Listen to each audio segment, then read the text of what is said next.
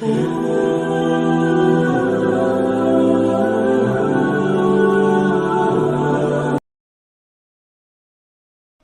بہاؤالدین زکریا ملتانی رحمۃ اللہ علیہ اور بابا فرید الدین گنج شکر رحمۃ اللہ علیہ ایک زمانے میں ہوئے۔ ملتان کا ایک شخص حضرت بہاؤالدین زکریا ملتانی کے پاس مرید ہونے آ گیا، مرید ہونے آیا۔ حضرت اس کو کونے میں لے گئے اور لے جا کے کہنے لگے تو ملتان کا رہنے والا ہے تو میں اپنے شہر والوں کے ساتھ دھوکہ نہیں کرتا، یہ جو میرے پاس لوگ مرید ہونے آئے ہیں یہ کوئی کہیں سے آیا ہے کوئی کہیں سے آیا، تو میرے شہر کا ہے، میں کوئی پیر شیر نہیں، میں دکاندار ہوں، جیبیں ٹٹولتا ہوں لوگوں کی، میں دھوکہ دیتا ہوں، تجھے بچانا چاہتا ہوں، تو اس طرح کر کہیں اور چلا جا۔ اس نے کہا حضور مشورہ دے کہاں جاؤں؟ کہنے لگے پاک پتن میں چلا جا، فرید الدین بہت بڑا فقیر ہے، بڑا فقیر ہے۔ وہ شخص کہتا ہے گھوڑے پہ بیٹھا، میلوں کا سفر تھا، ملتان سے پاک پتن شریف پہنچا، بابا صاحب کی خدمت میں حضور مرید ہونا ہے، کہاں سے آئے ہو؟ کہا ملتان شریف سے۔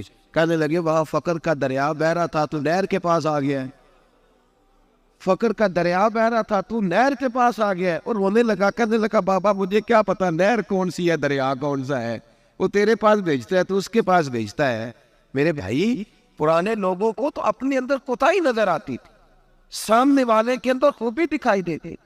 میں بن کے بیٹھ گیا ہوں کہ میں ہی صحیح ہوں، بس میں ہی صحیح ہوں، اپنے زاویہ نگاہ سے سوچتے ہو، اپنا ہم نے طرز خیال بنا لیا۔ سوچ کی صفائی، سوچ کی پاکیزگی۔ حضرت بابا فرید الدین گنج شکر رحمت اللہ تعالی علیہ کی اماں کہتی ہیں جب میرا بیٹا پیدا ہونے والا تھا تو میں رب کی بارگاہ میں دعا کرتی تھی، اللہ اگر تو مجھے بیٹا دے تو اس طرح کا دینا بیٹا میرا ہو پر بندہ تیرا ہو، اے اللہ اگر بیٹا دینا تو اس طرح کا دینا، میرے اللہ اس طرح کی مجھے اولاد دینا کہ دودھ وہ میری چھاتی سے پیے پر شکر تیرا ادا کرے، اے اللہ اگر بیٹا دینا تو اس طرح کا دینا کہ قوت روٹی روزی وہ زمین پہ کھائے لیکن اسی زمین پر وہ تیرے دین کا سپاہی بھی بنے، وہ مجاہد فی سبیل اللہ بھی بنے۔ حضرت بابا صاحب کہتے ہیں مجھے شکر پسند تھی، اماں بڑے جتن کرتی ہے بیٹے کے لیے، بڑا کچھ کرتی ہے، اور بیٹے روٹی ٹائم پہ کھانا اولاد کا، کہتے ہیں مجھے شکر پسند تھی۔ میری اماں سردیوں کے ٹھنڈے موسم میں اٹھ کے میرے لیے پانی بھی گرم کرتی، مصلی بھی بچھاتی، اور پھر ایک پڑیا شکر کی بنا کے میرے مصلی کے نیچے بھی رکھتی، کہتی بیٹا نماز پڑھے تو اللہ شکر دیتا ہے۔ آپ فرماتے ہیں میں روز نماز کی پانچوں نمازوں کے وقت مصلی اٹھاتا تو پڑیا شکر کی ملتی۔ سکول اور مدرسے کے میں اپنے کلاس فیلوں کو بھی کہتا نماز پڑھو بڑی پیاری شکر ملتی ہے، کہتے میں روز شکر کھاتا۔ ایک سویرے فجر کی نماز میں اماں نے وضو تو کرایا، مصلی بھی بچھایا، پر دیہات کی وہ ساتھی بیوی جس کا سارا کام خلوص پر مبنی تھا، جو آکسفورڈ سے پڑھی ہوئی تو نہیں تھی لیکن آداب ممتا اسے سارے آتے تھے، جو کسی یونیورسٹی کی سند یافتہ تو نہیں تھی لیکن بیٹے کے ساتھ کس طرح کا رویہ اختیار کرنا یہ سارا اسے پتا تھا۔ کہتے ہیں سادی اماں نے سارے کام کیے لیکن شکر رکھنا بھول گئی۔ بابا صاحب کہتے ہیں میں نماز پڑھنے لگا تو اماں نے یہ بھی بتایا تھا کہ نمازی کے آگے سے نہیں گزرتے، نمازی کے آگے نہیں ہوتے۔ اب اماں کہتی ہے میں مجبور ہوں، درس بھی میں نے دیا ہے، بھول گئی ہوں، اب شکر رکھنے جاؤں گی تو پردہ کھل جائے گا۔ ایک کونے میں لگ کے ماں روئی، بیٹے کی شفا کے لیے نہیں، بیٹے کی نوکری کے لیے نہیں، بیٹے کے اچھے مستقبل کے لیے نہیں، ماں روئی، آنسو بہے تو کہتی کیا ہے، اے اللہ میں اسے اپنے آگے جھکانے کو جتن تھوڑی کرتی تھی، تیرا بنانے کے جتن کرتی تھی، اے اللہ مہربانی فرما میری پردے داری کر، اگر راز کھل گیا تو میرا فرید نماز نہ چھوڑ جائے۔ بابا صاحب کہتے ہیں اماں تڑپتی رہی اور میں نے نماز پڑھ کے مصلی اٹھایا، پہلے پڑیا ہوتی تھی اب تو پورا دریا شکر کا بہ رہا ہے۔ فرماتے ہیں میں نے وہ اٹھائی شکر کھائی اور میں نے چیخ کے کہا اماں جلدی آ، آج بڑی لذیذ ہے، آج شکر کوئی انوکھی ہے، اور آج تو کمال شکر دی ہے میرے اللہ نے، ایک پڑیا کی جگہ پورا دریا بہ رہا ہے۔ بابا صاحب رحمت اللہ علیہ فرماتے ہیں میری اماں آئی اور میری اماں نے بازو کھولے تو ماں کی ممتا ہی بتاتی ہے کہ اللہ کی رحمت کس طرح کی ہوتی ہے۔ کہتے میں نے اماں کے سینے سے لگا تو اماں رو کے کہنے لگی بیٹے پہلے میں شکر دیتی تھی، آج شکر بنانے والے نے شکر عطا فرمائی ہے۔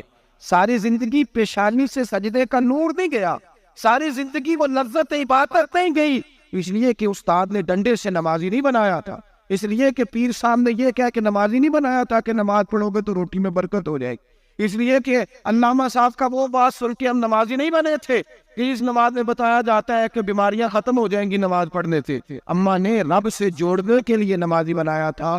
ساری زندگی بابا صاحب کہتے رہے اٹھ فریدا ستیا چاڑو دے مسیح, چلو اٹھ فریدا ستیا چاڑو دے مسیح, او تو ستا ہے رب جاگدا تیری ڈاڈے نال پرید.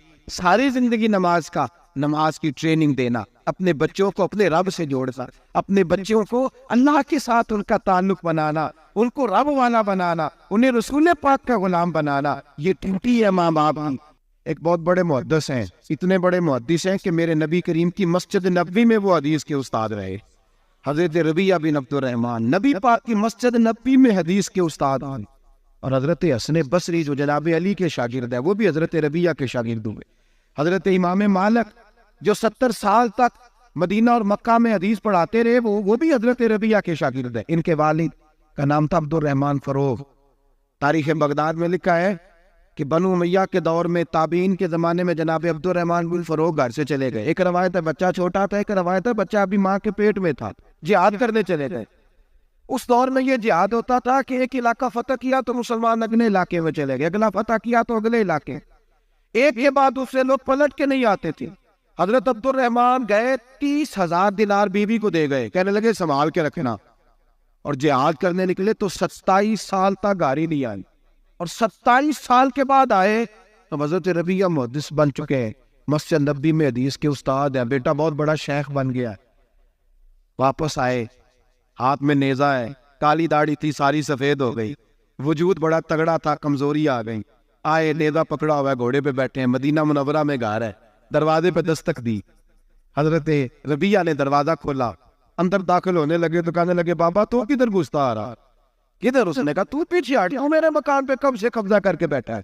بات تیز ہونے لگی, آواز تھوڑی بزرگوں کی بلند ہونے لگی تو اندر سے زوجہ نے سن لیا, اور دروازے کی اوٹ سے دیکھنے لگی تو پہچان گئی. کہنے لگی ربیعہ پیچھے ہٹ جا, یہ کوئی غیر نہیں ہے, تیرے والد گرامی ہے, یہ تیرے والد ہیں. اندر آئے, باپ بیٹا ملے, عصر کی نماز کا وقت ہو گیا, بڑا روئے. 27 سال کے بعد باپ لوٹا, 27 سال کے بعد بڑے روئے. نماز کا وقت ہوا تو حضرت ربیعہ جلدی سے وضو کیا, مسجد نبوی شریف چلے گئے.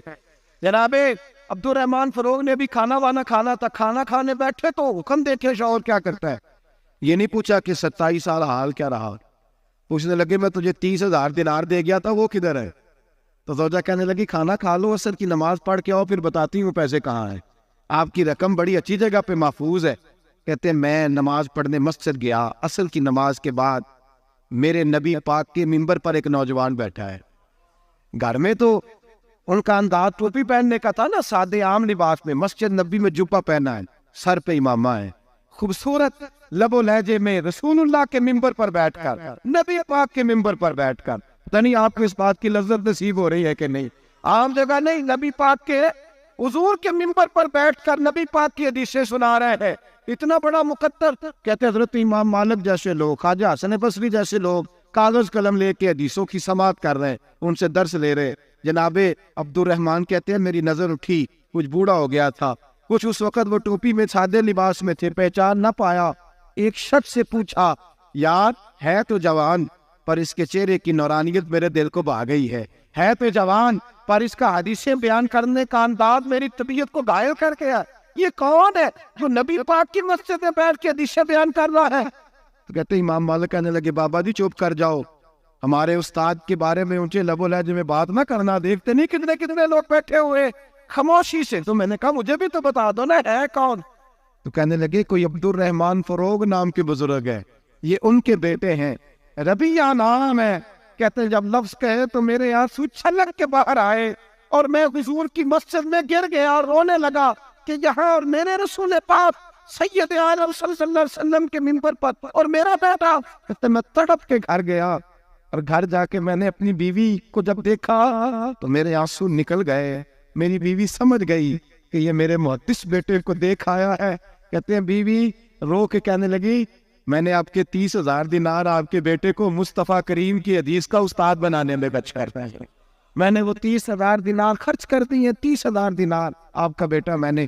تو کہتے ہیں میں اپنی بیوی کی طرف دیکھنے لگا, میں نے کہا قربان جاؤں, میں اگر اللہ کے دین کے راستے میں تھا تو نے میرے ساتھ نیکی کی ہے, میرا بیٹا بھی دین کے راستے پہ لگا دیا. میرے بھائی, دنیا میں وہ بندہ اچھا نہیں ہوتا جو صرف اکیلا اچھا ہوتا ہے. اچھا وہ بندہ ہوتا ہے جس کا معاشرہ اچھا ہوتا ہے. اچھا وہ بندہ ہوتا ہے جس کا خاندان اچھا ہوتا ہے. اچھا وہ بندہ ہوتا ہے جس کا حلقہ احباب اچھا ہوتا ہے. وہ اکیلا اچھا بن کے بیٹھ کر صرف میں صحیح ہوں اور کوئی بھی نہیں, تو کس طرح صحیح ہو گیا؟ تو اوپر سے گرا ہے, تو کس طرح ٹھیک؟ تیرا نہ باپ ٹھیک معاذ اللہ, نہ تیرا خاندان ٹھیک, نہ معاشرہ ٹھیک, نہ دوست ٹھیک, نہ پیر ٹھیک, نہ استاد ٹھیک, نہ کوئی سیاستدان ٹھیک. دنیا میں جب کوئی صحیح ہے ہی نہیں تو کہاں سے آ گیا اکیلا صحیح؟ یہ کیسے ممکن؟ یہ کس طرح ہو سکتا ہے؟ یہ انا پرستی ہے, یہ نفس کا دھوکہ ہے, یہ اندر کی کوتاہی ہے جو لوگوں کو بڑا بنا دیتے ہیں, پھر اسے لوگ چھوٹے نظر آنے لگتے ہیں. یاد رکھے میرے نبی کریم سید عالم نور مجسم علیہ السلام نے خوبصورت سوچ, اچھی سوچ, پاکیزہ سوچ, صاف ستھری سوچ تھی. حضرت زید بن حارثہ فرماتے ہیں طائف کے لوگوں نے میرے نبی پاک کو پتھر مارے, لہو لہان کر دیا. فرماتے وہاں کے کچھ لوگ بھی انہیں برا کہنے لگے, میں بھی برا کہنے لگا, اس لیے کہ یہ تو عرب کے کلچر کے بھی خلاف تھا. عرب معاشرے کے لوگ اپنے مہمان کے ساتھ یہ سلوک نہیں کرتے تھے, چاہے وہ کوئی بھی ہو. اور نبی پاک علیہ السلام نے تو جو دعوت دی اس میں تو حسن بھی بڑا میٹھا تھا, وہ تو لفظوں کے اندر توانائی, خوبصورتی, مٹھاس بھی بڑی تھی. تو یہ تو عرب کے رواج کے بھی خلاف تھا کہ گھر مہمان پہ پتھر مارے جائیں. انہوں نے پتھر مارے, لہو لہان کیا, میں نے بھی برا کہا, معاشرے کے لوگوں نے بھی برا کہا. اور فرمانے لگے پھر کمال ہو گیا, حضرت جبریل بھی حاضر خدمت ہوئے اور عرض کرنے لگے یا رسول اللہ صلی اللہ علیہ وسلم, رب فرماتا ہے کہ جبریل جاؤ اور میرے نبی سے جا کے اجازت لو, اگر میرے رسول اجازت دیں تو انہیں مسل کے رکھ دے, انہیں دو پہاڑوں کے درمیان انہیں مسل کے رکھ دو, مسل کے. ہمارا کسی سے اختلاف ہو جائے نا تو زور جتنا ہمارے اندر ہو ہم لگا سارا ہی لیتے ہیں. جب پتہ چل جاتا ہے نا کہ میرے تعلقات کتنے کو ہیں, پھر ہم کہتے ہیں چلو دفع کرو, میں نے کیا کہنا ہے. اصل بات پتہ کیا ہوتی ہے کہ انگور کھٹے ہاتھ نہیں پہنچتا, ورنہ اختلاف ہو جائے تو دل ہمارا کرتا ہے کہ پیس کے رکھ دے, لیکن چونکہ اتنی پہنچ نہیں ہوتی تو پھر لوگ واپس آ کے پتہ کیا کہتے ہیں, اور میں نے کہا چلو وہ تو فضول آدمی ہے, میں نے تو نہیں نا اس طرح کا بانٹ دینا. اصل بات یہ ہوتی ہے کہ انگور ہاتھ نہیں پہنچتا. اس کی یا رسول اللہ صلی اللہ علیہ وسلم, رب کریم فرماتا ہے کہ جبریل جا کے آپ اجازت لیں, اگر حضور آپ کو اجازت دے دے. علماء نے یہاں بڑا خوبصورت جملہ لکھا ہے, اگر آپ سمجھتے تھے, بڑی خوبصورت بات لکھی ہے علماء کرام. علماء کہتے ہیں اہل محبت کے لیے فکرہ ہے. علماء کہتے ہیں جو رب کافر کو سزا دینے کے لیے بھی رسول اللہ سے پوچھتا ہے, کافر کو سزا دینے کے لیے بھی کہتا ہے محبوب اگر تو کہے تو سزا دے دو, کافر کو سزا دینے کے لیے پوچھتا ہے. ہم تو رسول اللہ کے کلمہ پڑھنے والے ہیں, اور جو نبی کافر کے بارے میں کہتے ہیں یا اللہ نہیں انہیں نہیں کہنا, تو محبوب اپنے غلاموں کے بارے میں یہی کہیں گے اللہ کوئی نہیں, بھول گئے تھے, معاف فرما دے, معاف کر دے. یہ باریک نقطہ یہاں علماء نے بیان کیا, اس کو سمجھا کر. نبی کریم سید عالم صلی اللہ علیہ وسلم سے پوچھا, عرض کی یا رسول اللہ صلی اللہ علیہ وسلم, حضور رب فرماتا ہے اگر اجازت. اب سوچ کا معیار دیکھیں نبی پاک, حضور کی سوچ کی توانائی دیکھیں. صحت مند دماغ فروغ پاتا ہے اس سے, جو افکار ہمیں ہمارے رسول نے دیے. بیمار ذہن لوگ یہاں تک نہیں پہنچ سکتے جن کو سارا زمانہ ہی برا لگتا ہے, فلانا بھی غلط, فلانا بھی غلط, فلانا بھی, تو جناب صحیح کون ہے؟ کہتا میں اکیلا ہی صحیح ہوں. او بھائی صحت مند سوچ نبی پاک نے فراہم کی. یا رسول اللہ اگر آپ اجازت دیں تو تباہ کر دیں, لیکن حضور کی امید دیکھیں, زاویہ نگاہ دیکھیں, سوچ کا معیار دیکھیں. میرے رسول نے فرمایا نہیں, انہیں تباہ نہیں کرنا. حضور کیوں؟ فرمایا ہو سکتا ہے ان کی نسلیں کلمہ پڑھ کے مسلمان ہو جائے. اگر تباہ ہو گئے تو نسلیں کیسی آئیں گی, اولادیں کیسی ہو؟ تو میں ان کی نسلوں سے بھی امید کرتا ہوں کہ میرے پیغام کو سمجھیں گی اور قریب آئے. میرے بھائی یاد رکھیں اس بات کو, سمجھ لیں نبی پاک علیہ السلام نے ہمیں صحت مند سوچ دی ہے, ہمارے افکار و نظریات کو توانائی دی ہے. ہر وقت برا سوچنا, برا گمان کرنا, اس ملک کا کچھ نہیں ہو سکتا, یہ فلاں نہیں ہو, کیوں نہیں ہو سکتا؟ اٹھ باندھ کمر کیوں ڈرتا ہے؟ تو دیکھ خدا کیا کرتا ہے, تو عمل کر اور رزلٹ اللہ تبارک و تعالیٰ پہ چھوڑ دے. سوچ صاف ستھری, نظریات پاک صاف, اچھے افکار پیدا کریں, اچھے خیالات پیدا کریں. حضرت سیدنا امام اعظم ابو حنیفہ رحمۃ اللہ تعالیٰ علیہ کے پاس ایک شخص نے آ کے کہا فلاں آدمی زانی ہے. فرمایا تجھے کیسے پتا چلا؟ اس نے کہا حضور آپ تو. فرمایا کس نے بتایا تھے؟ حضور میری بات تو اس نے جلال میں آ گئی. فرمایا تیری طاقت کیا ہے؟ تو نے دیکھا ہے اسے بدکاری کرتے ہیں؟ تو نے کسی عورت کے ساتھ اس کو تنہا پایا ہے ایسی حالت میں دیکھا ہے جس سے پتا چلے کہ گناہ کر رہا تھا؟ فلاں آدمی کہہ رہا تھا. فرمایا اگر میں چیف جسٹس ہوتا تو یہ لٹکا کے 80 کوڑے مارتا. ایک مسلمان کے بارے میں تو نے یہ بات کر دی. اور جو لفظ کہے وہ بڑے سمجھنے والے ہیں. فرمانے لگے تو نے رسول پاک علیہ السلام کا فرمان نہیں پڑھا؟ میرے نبی پاک نے فرمایا جس نے میرے مومن کو دکھ دیا اس نے تو مجھے دکھ دیا ہے. فرمایا تو میرے رسول کو تکلیف دیتا ہے مسلمان کا عیب بیان کر کے، تجھے خیال نہیں آتا؟ تو سمجھتا نہیں بات کو؟ من اذا مسلما فقد اذانی. حضور نے فرمایا جس نے مسلمان کو تکلیف دی اس نے مجھے تکلیف دی ہے. لوگ عیب جوئی اور عیب گوئی کا فریضہ اور ڈھونکتے پھرتے ٹٹولتے پھرتے ہیں. اور بھائی مکھیاں دو قسم کی ہوتی ہیں، ایک شہد کی مکھی ہوتی ہے، جب بھی بیٹھتی ہے پھول پہ بیٹھتی ہے، اور جب اگلتی ہے پھر شہد ہی اگلتی ہے. ایک مکھی ہوتی ہے جو بیٹھتی بھی گند پہ ہے اور جہاں بیٹھتی ہے وہاں گند ہی چھوڑ کے اٹھتی ہے. کردار ایسا اپنائے، اپنی سوچ کو تفکرات کو اس طرح کا بنائے کہ آپ کے ذہن اچھائی کو قبول کرے. آپ جب سامنے والے کو دیکھیں تو آپ کو اچھائیاں نظر آئیں، اچھائیاں. اور جب آپ بیان کریں تو پھر بھی آپ کی زبان سے اچھائیاں نکلیں، اچھائیاں نکلیں. ذہن سازی کریں، اپنے آپ کو سمجھائے. کسی دانشور نے کہا، ایک شخص مجھے کہنے لگا لوگوں کے چہروں پہ گرد پڑ گئی ہے. فلاں کے چہرے پہ گرد تھی، فلاں کے چہرے پہ بھی گرد تھی، فلاں کے چہرے پہ بھی گرد تھی. اس نے مجھے کئی لوگ گنوائے تو میں ہنسنے لگا. کہنے لگا کیوں ہنستا ہے؟ کہتے میں نے اس کی اینک اتاری، ٹیشو پیپر کے ساتھ صاف کر دی. میں نے کہا بندوں کے چہرے ٹھیک ہے، تیری اینک پہ گرد پڑی ہوئی ہے. ادھر بھی تھوڑی توجہ کر لیتا تو اتنے لوگوں پہ الزام تو نہ لگاتا. حضرت میاں صاحب بول پڑے، کہنے لگے برا بندہ میں لپن ٹریا جاگتے ملیا نہ کوئی. برا بندہ میں، میاں صاحب کی بات ہے میری آپ کی نہیں، سانو تے 70-16 بجے دیہڑی دا. میاں صاحب کہتے میں برا بندہ میں لپن ٹریا تے جاگتے تھا ہی کوئی نہیں کہ ملا ہی نہیں. کہتے مجھے نہیں ملا، مجھے نہیں. سمجھ لیں بات، بزرگوں کے افکار کو سمجھے. کہتے مجھے ملا اس لیے کہ میری سوچ ہی بڑی اچھی تھی، جو مجھے ملتا میں اس کے اندر اچھائیاں پیدا کر لیتا.